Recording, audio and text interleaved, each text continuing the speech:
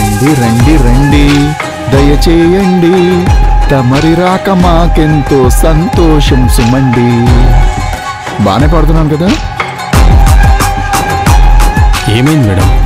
శిశిరని చూడ్డానికి బయలుదేరిన పెళ్లి కొడుకు మన దగ్గరికి రాలేదు, వాళ్ళింటికి కూడా వెళ్ళలేదంట. అతను ఫోన్స్ కూడా ఆన్సర్ చేయడం లేదు. అతనికి ఈ మ్యాచ్ ఇంట్రెస్ట్ లేదేమోనని నేనే మళ్ళీ కాంటాక్ట్ చేయలేదు. ఓహో, అయితే టోటల్గా అతన్ని ఇగ్నోర్ చేశారన్నమాట. ఇగ్నోర్ చేయక ఇంకేం చేస్తాం సార్? వేరే ఆప్షన్ ఏమన్నా ఉందా? అతను కాల్స్ కూడా ఎత్తకపోతే ఎవరిది బాధ్యత?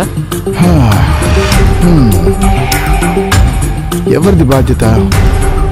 ఎవరిది బాధ్యత? ఎవరిది బాధ్యత? ఒక బాధ్యత రాహిత్యానికి మూల్యం చెల్లించేది ఎవరు? ఎవరు?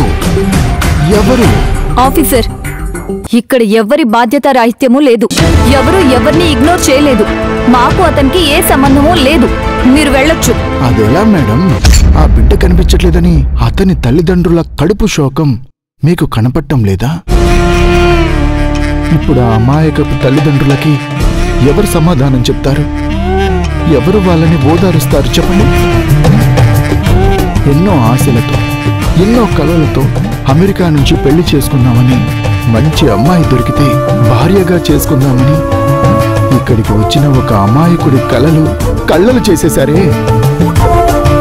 అతడి వైవాహిక భవిష్యత్తును ఆదిలోనే తుంచేశారే.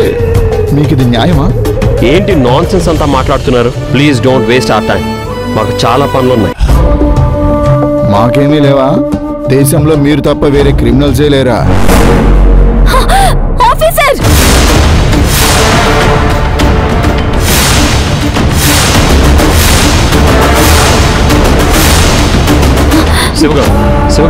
శివగామి వదులు. శివగామి, అతను మన సహనాన్ని పరీక్షిస్తున్నాడు. నాకు తెలిసి ఇతనికి పిచ్చైనా ఎక్కుండాలి, లేదా సైకో అయినా అయి ఉండాలి.